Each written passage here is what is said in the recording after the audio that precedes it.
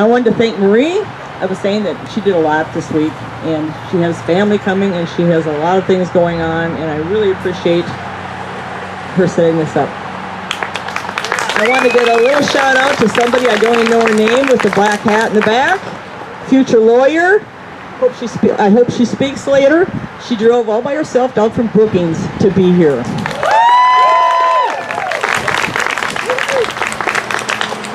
I just started this last night at 7:30, so it's sort of ratty. My name is Wendy Blegen. I manage a small Facebook group out of Britain, South Dakota. 202 of us, called the Prairie Persisters. We woohoo a lot. I served 20 years in the United States Navy. I retired and moved back to Britain, South Dakota. I worked at the Sheriff's Office as a dispatcher and then the 911 coordinator. I quit that job to take care of my mom who had Alzheimer's. My mother would have been a resistor and would have been here today. Oh, can you hear me?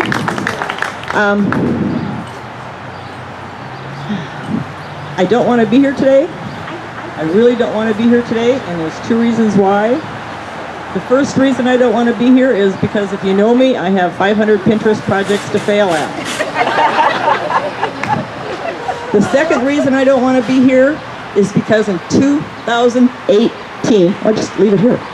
In 2018, I can't believe that we have to be here doing this. What they're doing at the border is unconscionable and against everything America stands for. I can't do both. I'm not multitasking. Sorry. What? Can you hear me now? Can you hear me now? Okay. I was asked to be introduced as number 75 because that was my boot camp number. If you've ever been in the service, you know what I'm talking about. No one cares about you. Boot camp. No one really cares why you're there. They don't care where you came from. They don't care what your dreams are, and they don't care what your hopes are. Sound familiar? My point to being introduced as number 75 isn't because I was traumatized by the situation. I wasn't. I'm here because as a grown woman, it has been 41 years since boot camp, and I remember my number. Today we are here to rally our voices together to keep saying, keep families together. Keep families together. You are not just a number. And we really care. Families deserve to seek asylum without fear of separation. Caging children, I get so mad. Caging children, and I don't care that they have classes and that they're fed, or like one reporter says, it's like summer camp. If the child has no idea what's happening, and they don't know where their mom or dad is at, I'm pretty sure they're scared to death. It is cruel and inhumane how we treat them. The American Academy of Pediatrics president said it's child abuse.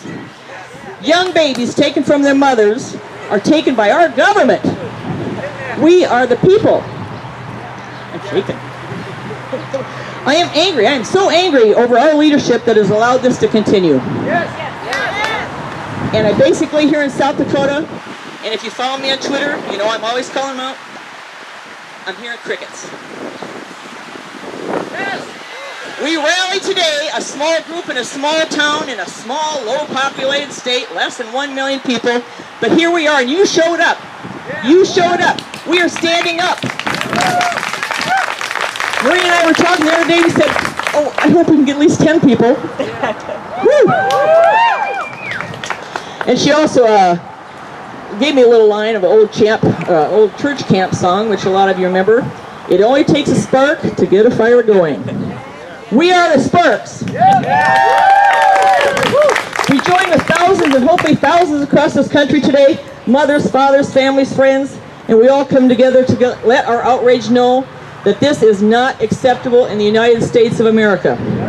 This is not acceptable in the United States of America. Families belong together. Families belong together. Families belong together.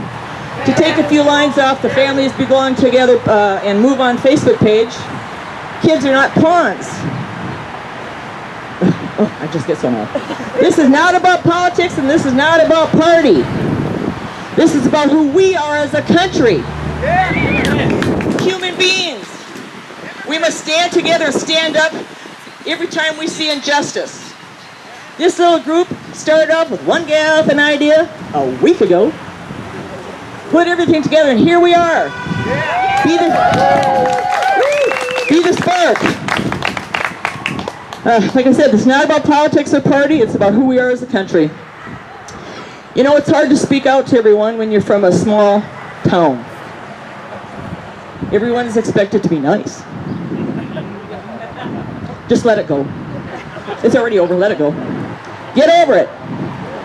Or have their eyes and hearts closed because it's not happening in our town.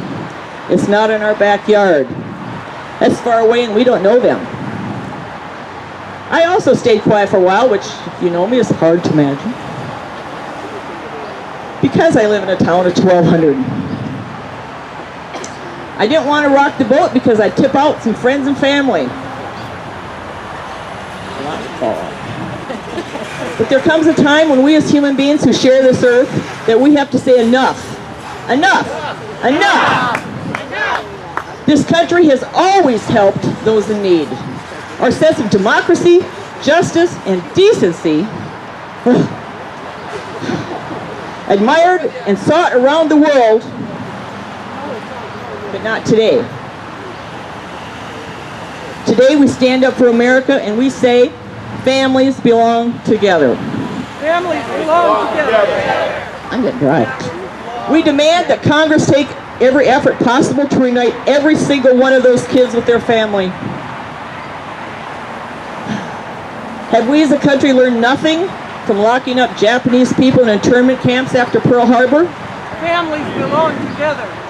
Right now, as then, there's a created fear going on about these families as a way to justify putting them in cages or tent cities.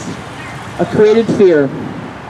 Sitting on mats on the floor, not knowing what will happen to them. This is not the American way. We are not afraid. We are not afraid. Whew. I recently read an article from someone who had visited a detention center, and here's what they said. Their mothers are missing, their fathers far away. They get pizza and maybe good meals, but they are exhausted. They cannot sleep. There are other children around, but they have never seen those kids before, and the kids are crying or screaming or spreading the feeling that everything is not okay, and it's not okay.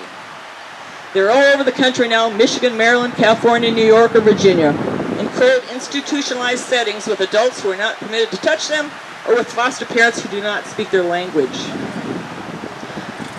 When I was 5, my 4-year-old brother and I had an adult babysitter. She showed up every day by clockwork.